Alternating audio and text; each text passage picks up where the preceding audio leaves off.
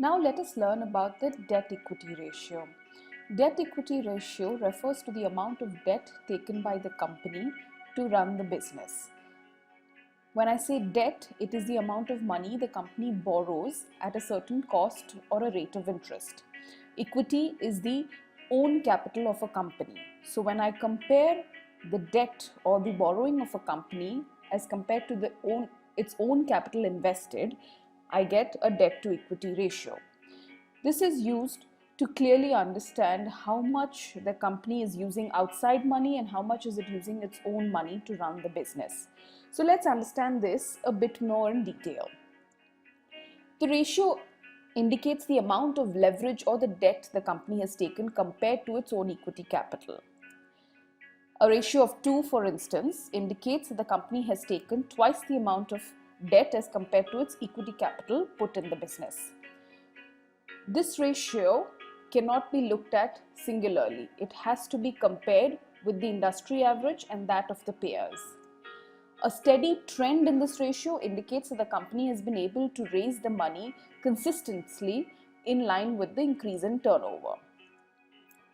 However, few companies prefer not to take debt and use their own capital or sale proceeds for further investments. But a word of caution here. It could also be that many companies are unable to raise the money from the markets because of poor credibility of their firm or the management team.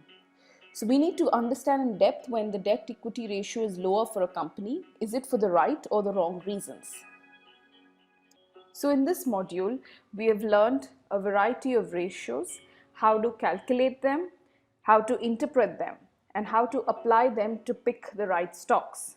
We have seen various scenarios in which we have looked at ratios either in a trending fashion or by comparing it to their peers or the industry standards. All of this information is available on Investopedia, Google, and financial portals across the web.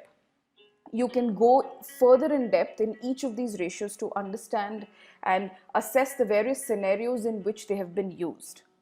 However, the real challenge is to interpret these ratios in the correct manner.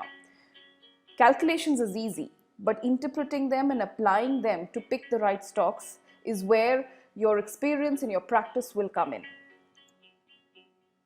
In the next module, what you will learn is popular methodologies used to select a stock for investments and how these ratios are used to pick the right stocks.